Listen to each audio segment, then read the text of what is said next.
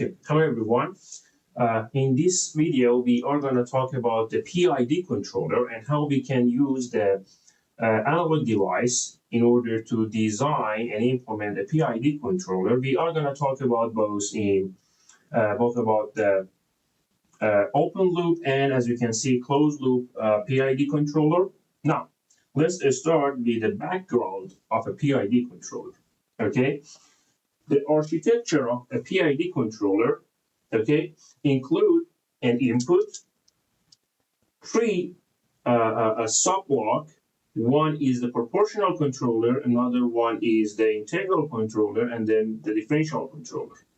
They are gonna get the input as their own input, and the general output of the PID controller is gonna be the summation of these three outputs. Okay, now if you have a closed loop feedback controller, okay, you are gonna have a measurement of your output. Okay, we have a processing kind of like a unit in order to get to kind of like address the weakness of our measurement. Okay, and then we are gonna compare that measurement with the input to create the error between them. Now, if you have an open loop, that means you don't have this comparison. Okay, the PID would directly work on the input, so it would follows the input. But if you have a feedback, this comparison gives you an error. So the input of the PID would be the error. So the PID controller would basically follows the error and tries to eliminate that error, okay, and reach the final value. Now, the general equation, the general formula for the PID controller, okay, is that this is for closed loop. When you have the error here, okay, your output here is going to be the proportional, the Kp times the error, this part, plus the Ki, the coefficients of the, or the gain of the integral subblock, times the integral of the error, okay, plus, again, the gain of the differential subblock, okay, times the differential of the error. And these are going to make up the whole UT. Now, you can see the architecture of that. Now, if you have a closed loop, that means the error here is going to be your input, whatever it is, minus the output times whatever you have here. As like a transfer function, if you wanted to like see that, there is a block. This one would process the UT, so the E is going to be the input minus the processed UT based on whatever you have in your instrumentation amplifier, which we already covered that in lab 4. Okay, we already designed a 3 op-amp instrumentation amplifier in lab 4. Okay, now, in order for you to kind of like get a better sense of what's happening and how these Kp, Ki, and Kd would kind of like define the response of our PID system, okay, I want to discuss the RLC passive circuit, because you know that what's happening here, and I want to use the equivalency of these two with each other to kind of like let you understand what's going to happen. Now, in this equation, we don't have any feedback, so this is only for the PID block. This RLC defines only the PID block, so whatever dynamic you have here is going to be the same as this equation. Now, we already know that in a RLC series circuit, when we have a step function as an input, okay, the differential equation that would describe this circuit is going to be E double dot, which is, I'm going to consider the current as E, okay? E of t. So this E is actually the current. Let me perfectly let me show it with the lowercase so you won't mistake that with the integral symbol. No, so this E is the current of this RLC. Now, the differential equation that governs this one, this circuit, is the E double dot plus R over L E dot plus 1 over LC E. Okay, so you already know how to find that. This is a simple KVL. Now, look at these two formulas. These are exactly the same. Okay, the formula that we have here and here is exactly the same. This one, you can take a differential from this formula for the integral formula, for the PID formula that we have. If you take one differential, you are going to reach this equation. Okay, now try to see the equivalency of these two equations.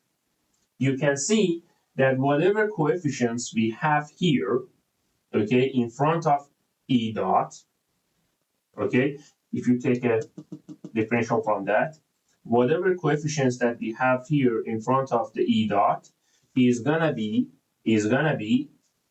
the Kp.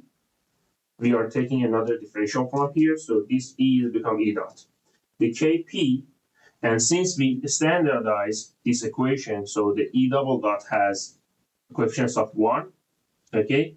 So this term, which is gonna turn out to the E double dot, the second differential, should be divided by Kd as well as these two. So whatever you have in front of the E dot is gonna be Kp over Kd. It's the equivalence of that. Okay? Same concept goes for the next coefficients. So whatever you have here as the coefficients of E is going to be Ki over Kd, because the differential of this one is going to be E. So whatever is here is going to be the coefficients of this term.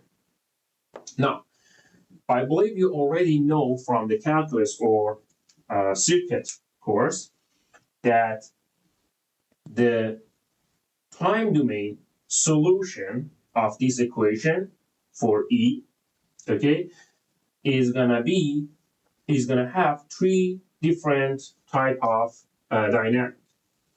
Okay, now we already know that the coefficients of the E dot in our standard equation, second order equation, is gonna be 2 times of our decay ratio.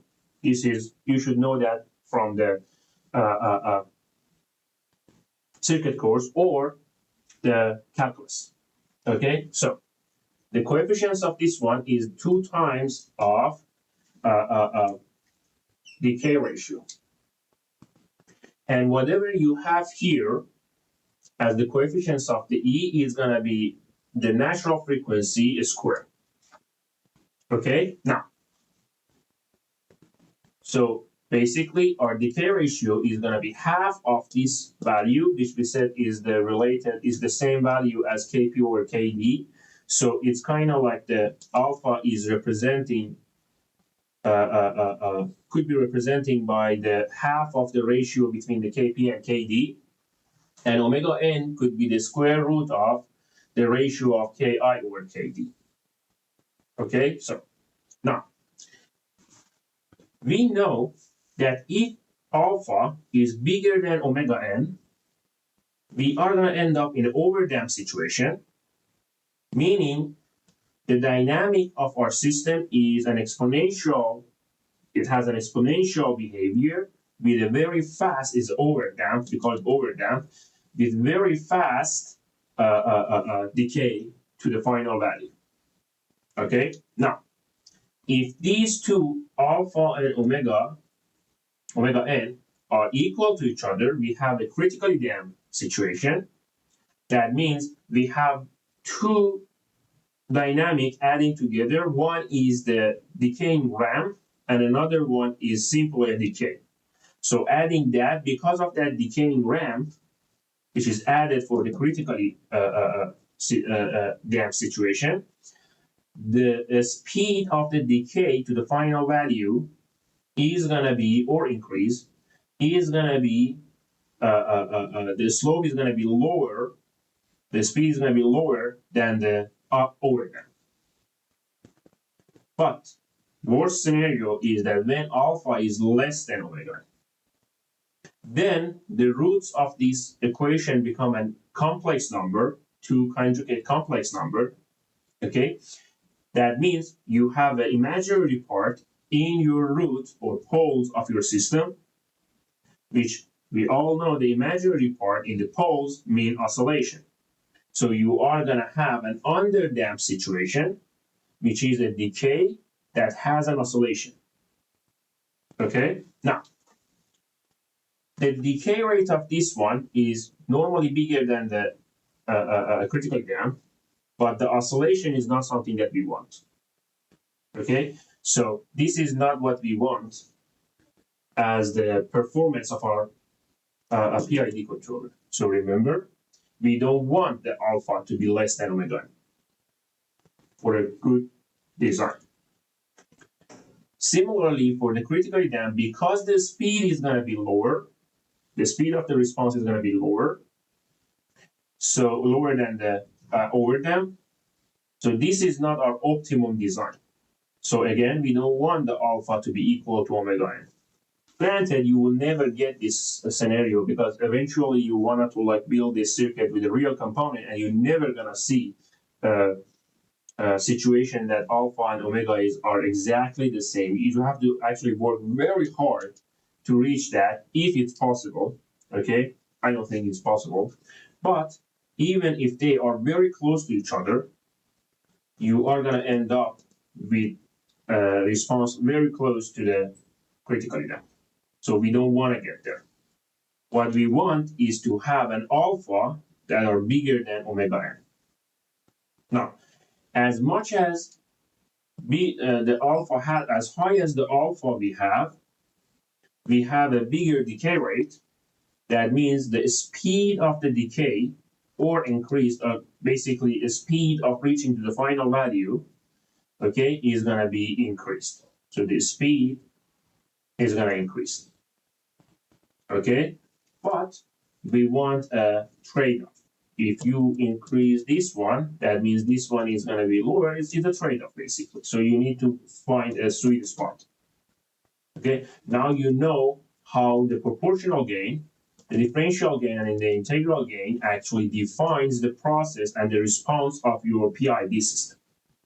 Okay, now next part of the video, we are going to focus on each of these blocks, the proportional, the integral, and the differential block, and we are going to see how we can actually design a circuit using an op-amp and R and C, the resistance capacitor, in order to basically design each of these sub-blocks and eventually have the PID block of our controller.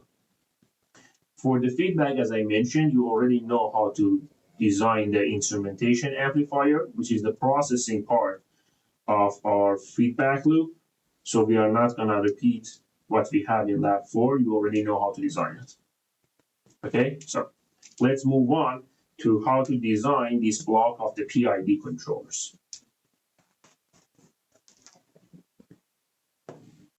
Okay, let's talk about how we can design actually the sub-blocks in PID controller. Okay, we said we have 3 sub-blocks. One is the proportional controller, the integral controller, the other one, and the last one is the differential controller. Okay, now we already know how to design a simple amplifier, okay, which is basically a proportional controller using the op-amp.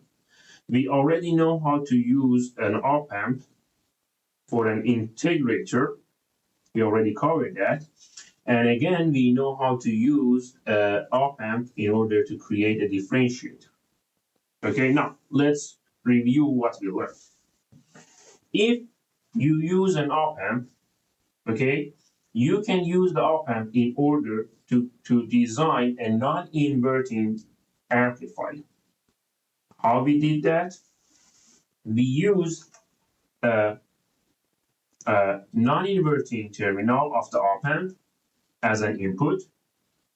Then we use the inverting one, connecting that to the ground through a ground resistor and giving a feedback from the output to that inverting terminal using a feedback resistor.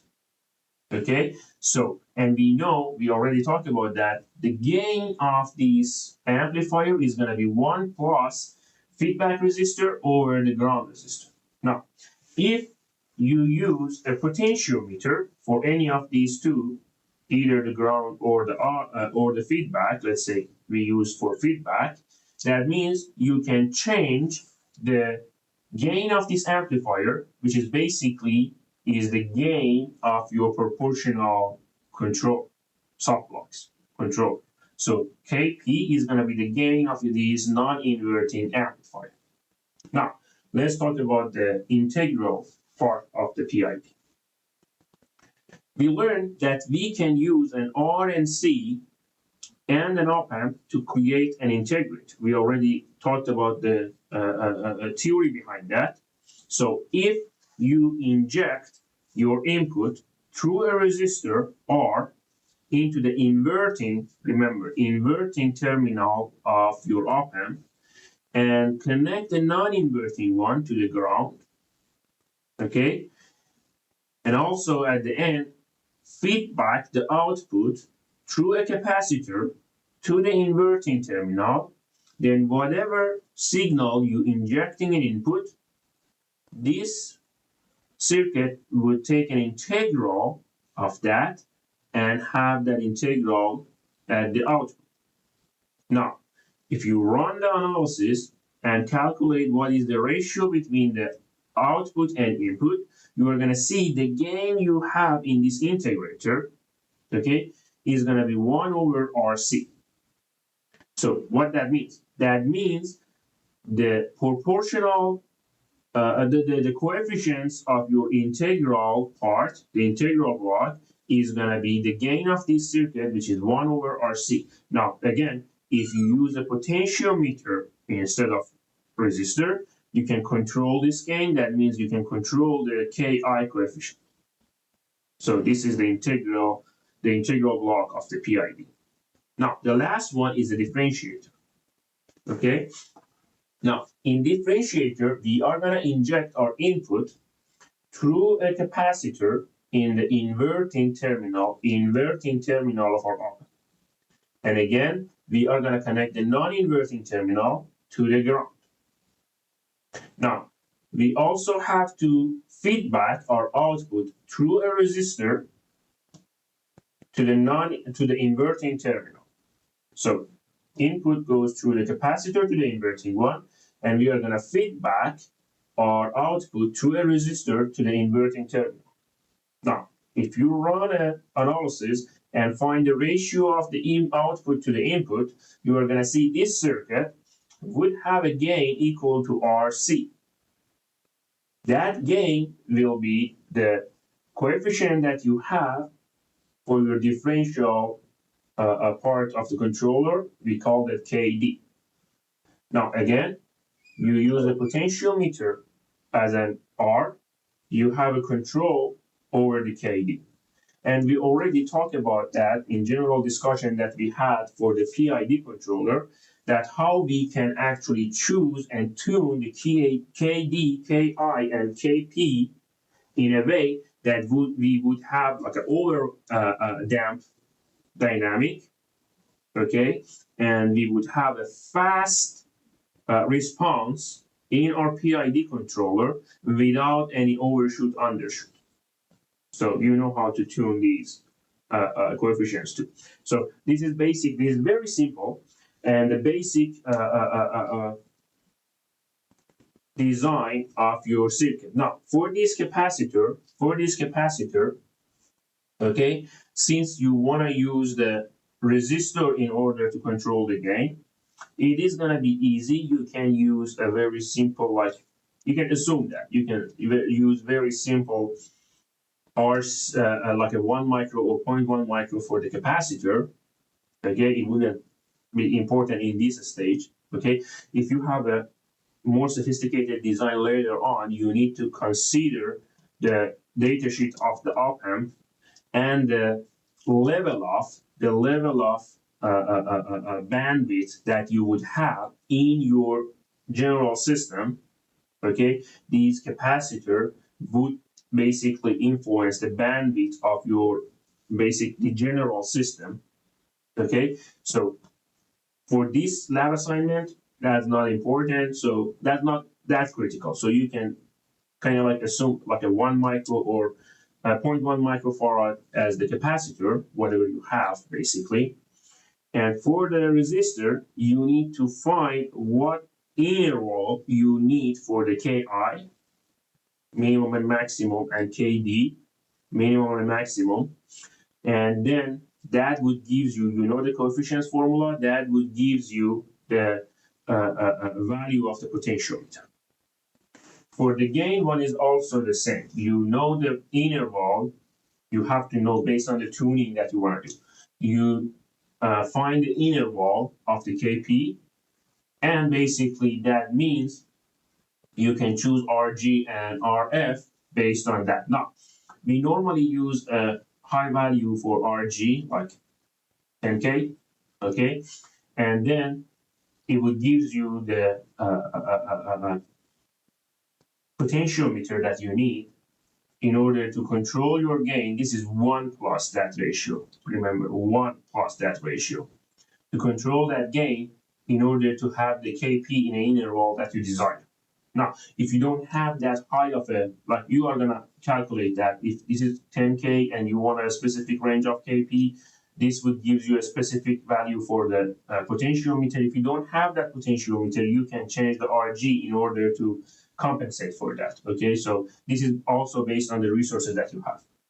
Okay, so remember, same goes here. If you find like a micro, 1 micro here, you choose my micro, and then end up with a potentiometer value that you don't have it in the lab. Okay, you can just change the capacitor, and then you have the value, the proper value for your potentiometer. Okay, so this is how you can design each block in the PID controller, and we already talked about the instrumentation amplifier, which was the block in the feedback, okay? And the general discussion over the PID is already covered, so you're good to design the PID controller and have a proper control system. See how the PID controller that we design actually behave in the lab. Now, as you can see, I already put the PID controller on the breadboard. What I'm doing is I am sending a signal and using my signal generator. I choose the arbitrary waveform, okay, and it's kind of like a step, kind of like signal that changes uh, from 1 volt to 10 volt. That is my setting. You can change that, and you can also set the frequency. But remember, if you wanted to like set the frequency, be careful about the frequency that you put, because you have some filters in your circuit that you wanna choose a frequency that would not be affected by those filters. Okay, now I supplied my LM324 using the power supply, DC supply. I chose 5 volt. It's the basically the bare minimum, to be honest. Okay, so you can change that. It's not that kind of like a big deal, but be careful to not go below the value that we set for getting outside of a linear zone of the op amp. Now, I'm using 3 of the op amp for PID, one for P, another one for I controller, and the third one for the D controller. We already talked about how we can use those op amps and what are the circuits of each subblock in the theoretical discussion. Now, what I'm measuring here is I measure the output of the signal generator, which is the input of my PID controller, and also I'm gonna measure the output of my PID controller. So input versus output. The yellow line is the input and the blue line is the output. Now, as you can see, my PID controller perfectly follows the change. So it understands the change and follows the changes by compensating the error, okay, or eliminating the error. Now, another thing that I want you to see is, let me zoom in. So I only have like one signal, one pulse, or let me change that. This is better. Let me change that to the square wave. Okay, that's better. Now you can easily see what I'm talking about. Okay. Now I change it to the step wave. You know how to create it. Okay. Now, right now, right now, I put a potentiometer. Okay, in my differential supply, the D controller. Okay, instead of that resistor in RC connection. Okay, that resistor that is a feedback from output to the inverting signal. Okay, I'm using potentiometer because I want you to like see how the change in a resistor, which means change in a coefficients of the D controller, would change the behavior of our controller. Now, I am gonna change. You can see the blue line. When I'm changing, see, when I'm changing the D controller, I start seeing oscillation and my error is getting bigger and bigger. So first of all, the speed of my compensation is decreasing, okay? And also at a certain point, I am gonna get an overshoot, an oscillation, okay? So you wanna to tune your PID controller, the D1, okay, in a way that you get full, like the maximum speed of compensation, okay. Right now I'm in the maximum speed of compensation and I don't have any overshoot, okay. So this is the best tuning that I have for my current circuit. Now let me change the potentiometer and put it in the proportional controller to see how the change in a uh, proportional controller coefficient would change the output of the PID controller. Right now uh, I replace one of the resistor in the P controller with a potentiometer. Now look at this the signal. I hope you can realize the difference. Let me get more closer to the oscilloscope. As you can probably see, when I change the controller, I hope you can see, I would change the first of all the speed. Maybe that would help you better. I would change the speed of the controller. Hopefully you can see that. Yeah, it is obvious when I'm going into max and min. I'm changing the speed and the gain that I'm getting. So the amplitude of my final value is changing, and also my speed is also changing. You can see that here, that my speed is changing and my value, the final value, is also changing. Okay, now let's try the uh, integral controller coefficient. Okay, now at this point I change the resistor in my uh, integral controller, okay, and I'm with the potentiometer and I'm gonna change the potentiometer to see what's gonna happen.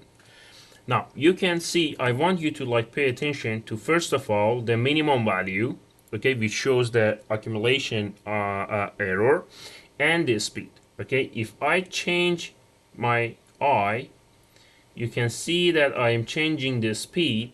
It it goes faster to the final value.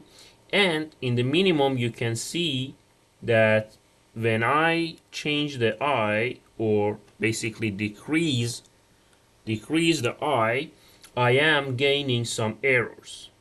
Okay, I am gaining some errors, which is the accumulated errors. So by tuning the integral controller, okay, you are basically mitigating or eliminating the accumulation in the errors. And also, since you have a PID controller, the kind of like the interaction between these three controllers would change the speed.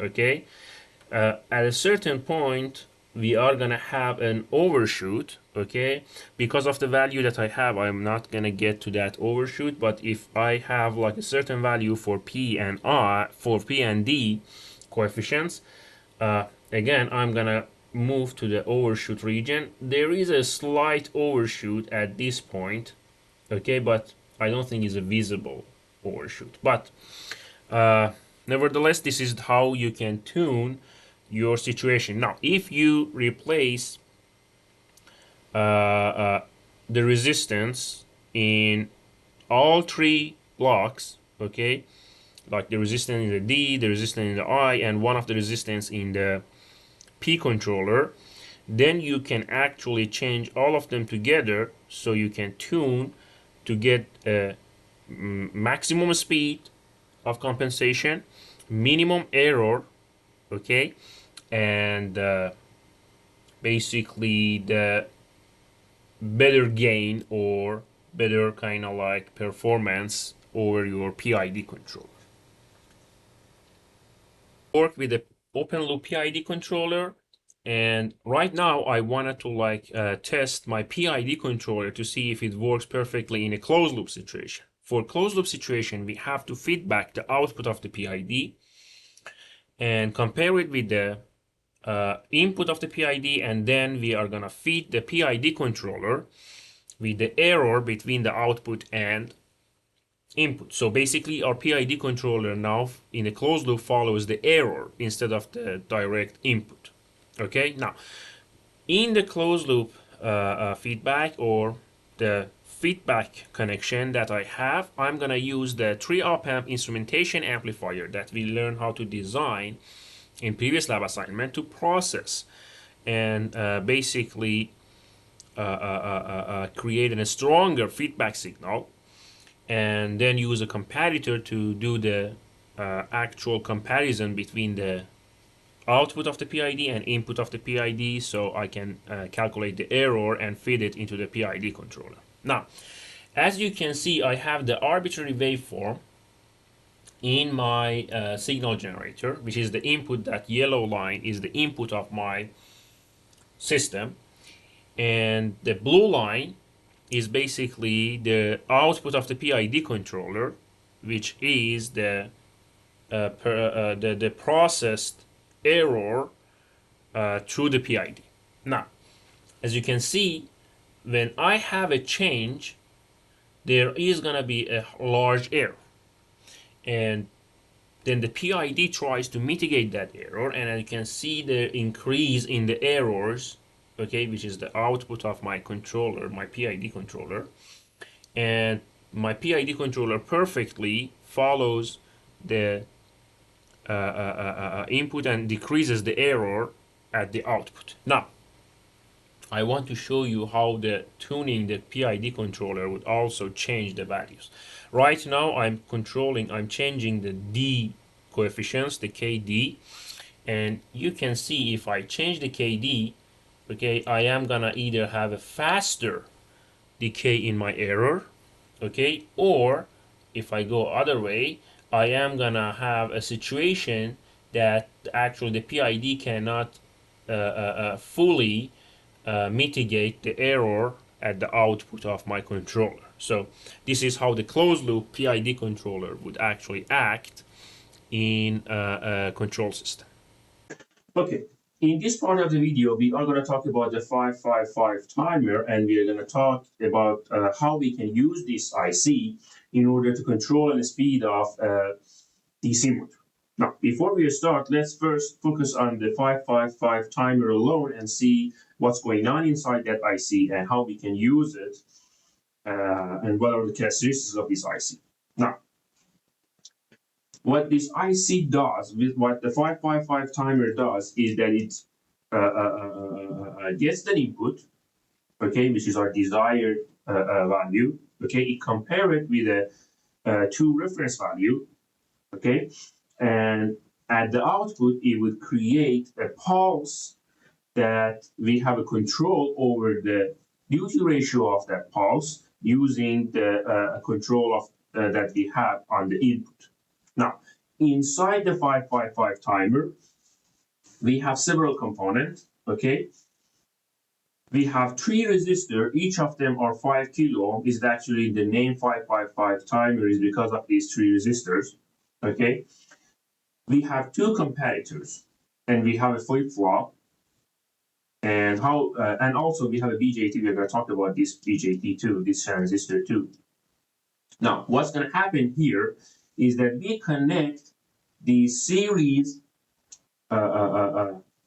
resistors, okay, between a VCC and a ground, okay, to provide some reference value for our comparator. Okay, as you can see and you know from the voltage division, whatever voltage we have between the two ends of these three series resistor is going to be divided by three values. So what we are going to have here is going to be 1/3 of the full voltage, and here we have 2/3 of the full voltage. Okay, so these are going to be our reference value for our comparator. Now, for example, if we have a 12 volt as VCC, so we connect these three between 12 volt and ground, the first one is going to be 4 volt and the second one is going to be 8 volt. Okay, now let's talk about the comparator. The first comparator that we have here is basically the input comparator or the trigger comparator. It would receive the input in an inverting terminal, and we would connect the first reference, that 1/3 of the whole voltage, to the non-inverting terminal. So whenever you can imagine, whenever this input value exceeds this 4 volt, okay, now we have an off time, and when it's lower than this 4 volt, this 1/3 of the VCC, then this is a positive kind of like output is a positive value, which means we have a high state at our output. Now, the second comparator, okay, we call it the threshold comparator. What's going to happen here is that whatever we inject to the to this pin, which we call it threshold pin, it is going to be connected to the non-inverting terminal of the second comparator, and we are going to connect that 2/3 voltage reference to the inverting one. Okay, now, whenever the threshold value that we're injecting into the circuit exceeds this voltage, okay, it would create a high voltage at the output, a high value at the output, and if the threshold value is lower than this reference voltage, you can imagine it would create a low state value. Okay, now, so these two are these are the comparator and how they work. Now, the output of these comparator will be injected to a flip-flop. Okay, the first comparator is the S terminal, the second comparator is the R terminal, and we are going to have a Q naught as the output of this flip-flop.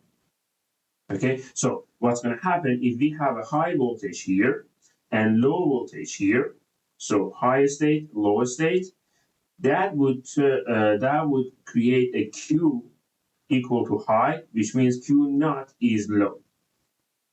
Okay, and if something happened that R terminal gets high, it would basically reverse the Q naught, so it becomes high. Okay, now the output of this flip-flop, that Q naught, would get injected to a processor unit inside our flip. This processor unit is basically inverting whatever value you have at Q0. So if you have a low value at Q0, it would create a high value at the output, and vice versa. Okay, now that we know how the component works, okay, let's talk about what's going on in our 5-5 timer in general. When you look at the 5-5-5 timer, you are going to see the actual component. You are going to see a dot on one of the edges, one of the corners. Okay, that's that dot would help you to identify the pins that the 5-5-5 timer has. The 5-5 timer has 8 pins. Okay, for that dot, next to that dot is pin number 1. Okay, and you can count down the pin as 2, 3, 4. Then the other side, you have to count up 5, 6, 7, 8. Okay, the pin number 1 and 8 are the pin that we use for that reference value. So we normally ground the pin 1 and connect the pin 8 to the value, so we would have these 1/3 and 2/3 reference value. The pin number 2 is our input for the first comparator. Okay, and the pin number 6 is our threshold input for the second comparator. Okay, pin number 3 is our output. So the output of the whole system, you can access that in pin number 3. Okay, pin number 4 is a reset button for the flip-flop. You can control it, you can use this pin number 4 to overrule the flip-flop. Okay, now how it works is that if the pin 4 has a low value or ground value, it would reset the flip-flop. So when we have a voltage at pin 4, that means we don't reset. If we have a ground at pin 4, which is 0 volt, then we would reset that. So for example, in this circuit, you can see that I connected the pin 4 to VCC. Okay, that means we don't reset the flip-flop. If I interrupt this, that means a reset. Okay, so please make sure you don't confuse that logic. Now, pin 5 is the overrule for the second comparator. So we already talked about that. When we wanted to use the second comparator, we use that 2/3 value, 2/3 of the VCC value for a threshold of the comparison. Now we can overrule that voltage by injecting a voltage here at pin 5. Okay, now in this specific situation that we have the speed control, okay, we don't want to overrule. So when we don't want to overrule, we simply connect this 5 to the ground. But you can see that I used a capacitor, and the reason is that it's obvious. If I connect this pin 5 directly to the ground, that means here is a voltage is 0, so we actually disturbing the reference value. Okay, and creating a high short circuit current here. Okay, so we use a capacitor here, so whatever voltage we have at the 2/3 reference, we would have the same voltage across this capacitor. So basically means the pin 5 would not overrule that reference for the comparison. Okay, so these are so far the pins. Now we still didn't talk about the pin 7. You can see the pin 7 is connected to a BJT, and the other side of the BJT is connected to the pin 1, which is the ground. And the gate of the base of this transistor is connected to the output of the flip-flop. This path is actually a discharge path that we have for our system. Okay, so if we have a low value here, it's not triggered, so pin 7 would not be connected to the ground. Okay, and if we have a high value at Q naught, remember this is not output, this is Q naught. We have an inverter here. Okay, if we have a high value at our Q naught, then this one is turned on. So we are connecting the pin 7 to the ground. Okay, now we use this pin 7, as you can see, connected to our power system, whatever application that we have, and this would work as a discharge. We are going to see what component actually this pin would discharge. Okay, now this is the whole situation for the 5-5 time. Now let's talk about how we can use it for a speed control. In a speed control, we are going to use the characteristics, special characteristics of an RC circuit. Okay, you know the RC circuit is a first order kind of like response and is an exponential kind of like rise and decay. So the voltage across the capacitor, when we have a resistor in series with that, would not instantly increase. So we have an exponential increase, and when we disconnect the voltage, we have an exponential decrease. Okay, now by changing this resistor, we change the time constant of this increase and decrease. So basically, let's say we have a reference value. By changing the time constant, we are changing the time that it would take the capacitor to reach that threshold value. So by increasing the top, we increase the amount of a waveform that is below that threshold. And by decreasing that, we decrease the time of the waveform, the capacitor voltage that are below that threshold value. Okay, so by changing the resistor in series with the capacitor, we're changing the tau, meaning we're changing the speed or frequency of our changes in dynamic of the capacitor. Okay, now when we connect these RC, okay, and as I said, that we control by the potentiometer, we control the tau of this IC, meaning the control of the dynamic, we can inject and use the dynamic across this capacitor, the waveform across this capacitor as our input. Okay, so if we connect this capacitor here, we are injecting this exponential rise and decay to the pin 2. Now, what's going to happen is that pin 2 would use that waveform to compare that with the reference value, that I talked about, let's say here, okay, to see when the waveform is below that reference and when it would start to go higher than that reference. And based on that, we already talked about that, this would create the output of this first comparator, which is the input of the flip-flop, the S input of the flip-flop. Okay, now, if the voltage exceeds the second reference that we have, okay, it would also trigger the low value in our second op-amp, comparator op-amp.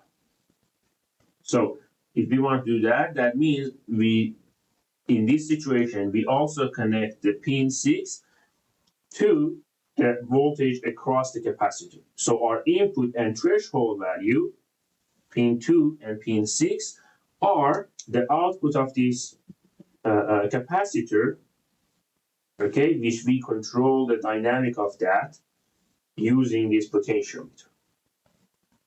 Okay, now, the R that I have here is kind of like a safety resistor. So I don't want ever to have only a capacitor between VCC and ground.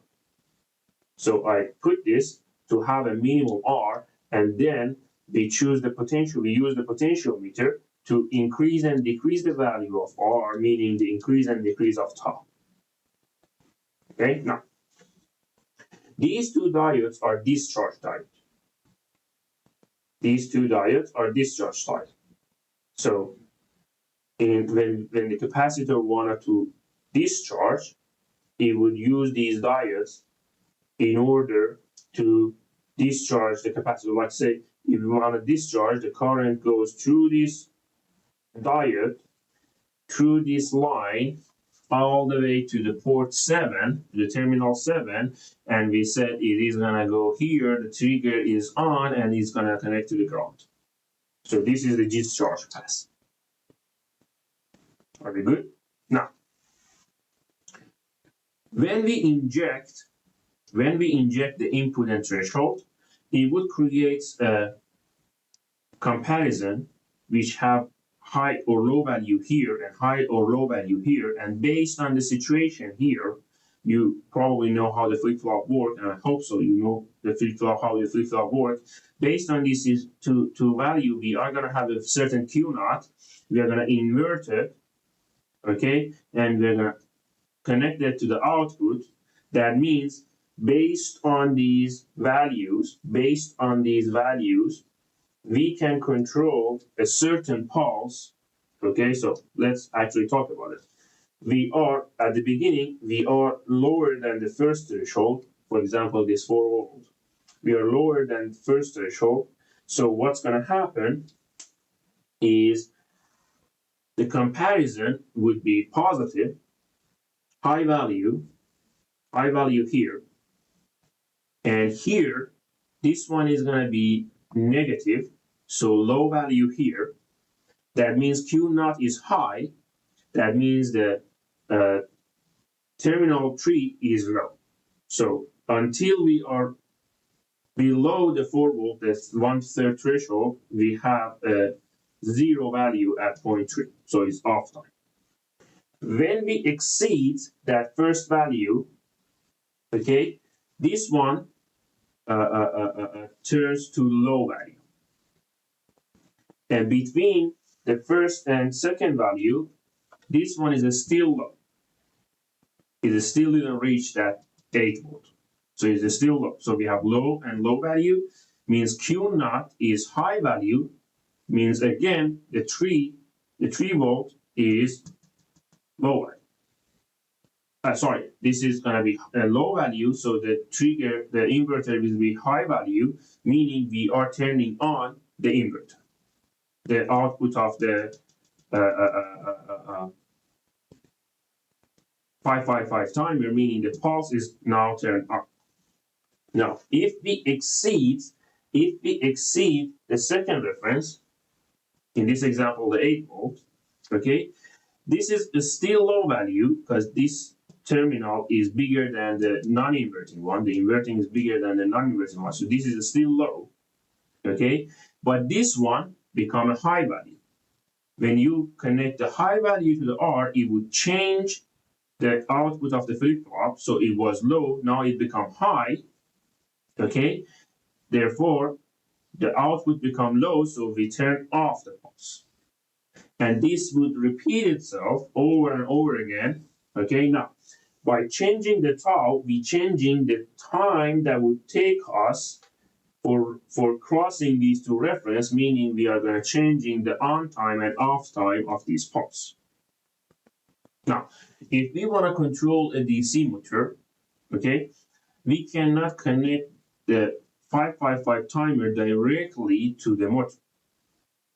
Why? Because this one works in a very, very low current, and that means it cannot provide enough power to actually activate the motor and start the motor. So what we can do, we are going to connecting the motor that we have, okay, the motor that we have between VCC and ground through a MOSFET. Okay, we have a MOSFET here in series with the motor, and then all these two, the two component is connected between a power source and ground. Now, whenever the output is on, the MOSFET is triggered, so we have a closed path so the motor is on. And when the output is off, this is turned off, so we don't have any current. This is a DC motor. So basically, we are gonna have same situation in the DC line. So we are basically chopping the DC power, meaning we are controlling the average. This is gonna control the average based on the on time, control the average across this DC motor. And from the DC motor theory, we know that the voltage across the DC motor is directly proportional to the speed of the motor. So by controlling the average voltage using these pulses, the pulse width, we are controlling the speed of our DC motor. So this is what's happening here. We have an RC circuit. We control the rising time and falling time. Okay, that means using the 555 timer, as we discussed the logic inside it, we control the output, which is a pulse volt, pulse signal. By this controlling the tau, we control the on time. This would ignite a MOSFET, which is in series with our motor. And by controlling the on time, we control the average DC voltage across this motor, meaning we control the speed of this motor. So this is how you can design your speed control using 555 time. Okay, now in order to use the R to find the R1 and R2, the potentiometer at R1 and the capacitors that you connect here, okay, you need to kind of like find out how much current you can tolerate. What are the voltages? What are the voltages here? So you have to also control the maximum voltage of your capacitor dynamic. So using, for example, this is 12 volt, this is 4 and 8. That means your value should go a bit higher than 8 volt. This is based on the speed control. Okay, so if I wanted to, for example, go to the 9 volt value here, that maximum, okay, you should know how to design that R1, R2, and C so you have a proper voltage at this capacitor. This is a KVL basically, it's not a big deal. Okay, and this R1 is just a safe value, so you would not exceed a certain current, and you would not decrease the whole situation to a 0 voltage or a VCC voltage.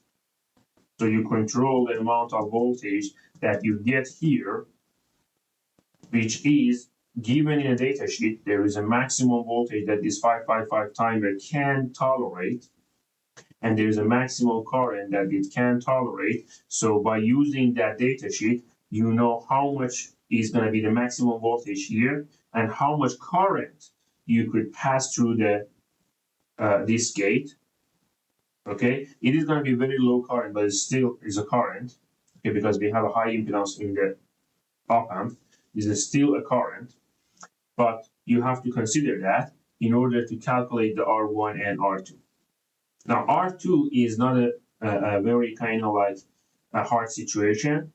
You are going to have a speed control, so you are going to have a range of a speed. That means you are going to have a range of tau. So this R1 is designed in a way that would give you that minimum and maximum speed that you want. So this is actually easy to solve. Okay, you have RC, tau is RC. R is going to be R1 plus R2. So you range that R2, you choose the potentiometer in a way that the minimum and maximum of R2, okay, would create the minimum and maximum of tau that you want. Okay, so this is another factor. This capacitor is not too much a big deal. So, for example, you can put like 1 microfarad or 0.1 microfarad. That wouldn't affect much because we only use this to connect this 8 volt and over to the ground through this capacitor, so we would not overrule this 8 volt. So as long as it can tolerate the voltage that you have here, the value is not important.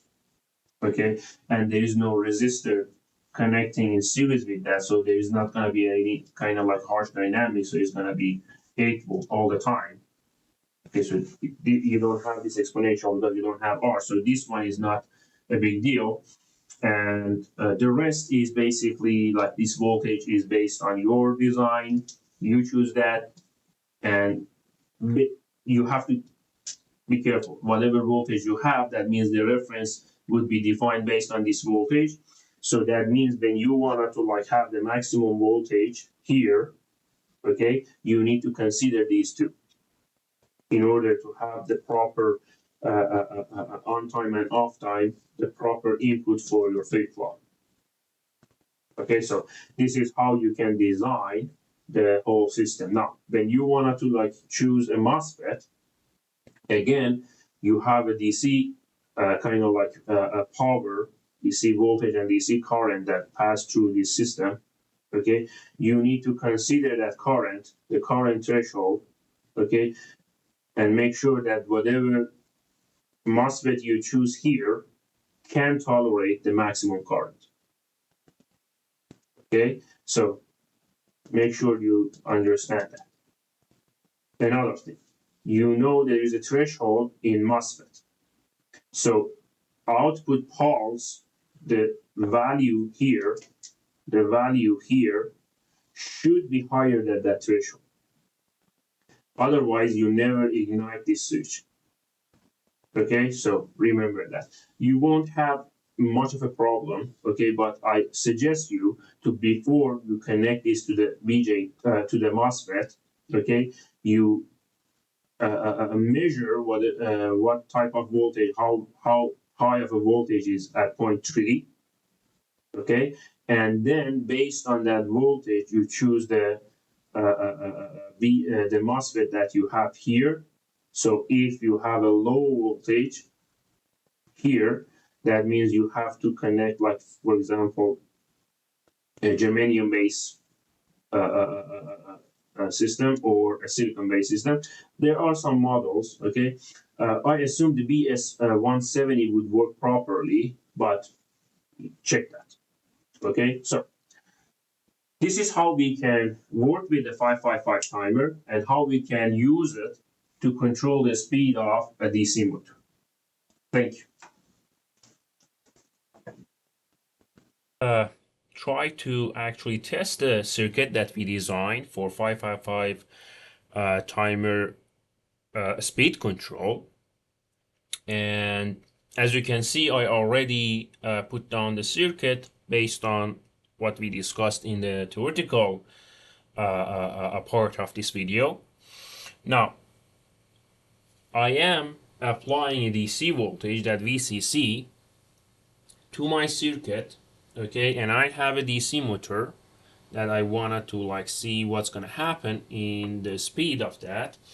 Now, for the oscilloscope, I am measuring the output of the 5.5 timer to show you the pulse that it would create. And another channel, which is the blue line, the yellow line is that output of the 555 timer, and the blue line is the voltage across the motor, because we want to see that actually how much control we have over speed. It is kind of like obvious by the sound that the motor would create that the difference, that the speed is changing, but this is not a professional way to kind of like analyze that. What I'm gonna do is to follow the average of the voltage across this motor. Now, let me inject the VCC, turn on the my motor. I don't know if you can hear the sound of the motor, but as you can see, let me turn off the measure. Turn off. Okay. Now you can see we have a pulse.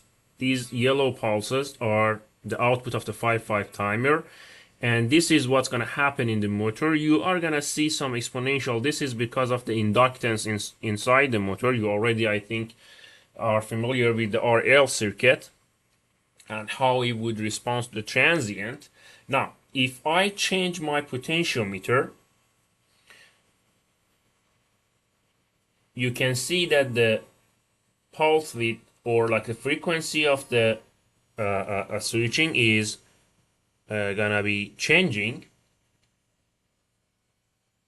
And I'm gonna try to like let you to hear actually what is the sound of the system.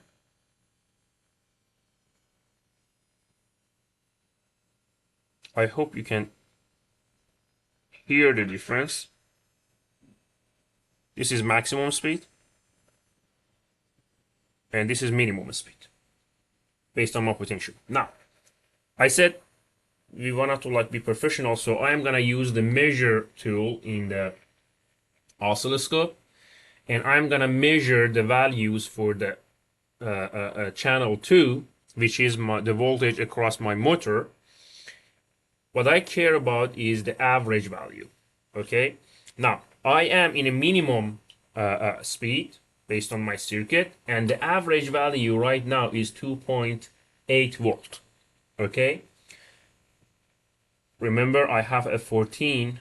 Let me set that in a directly. I have 14 volt VCC, and right now, okay, my voltage for the minimum speed is 2.6 volt. Okay, there is a variation, but 2.6 volt.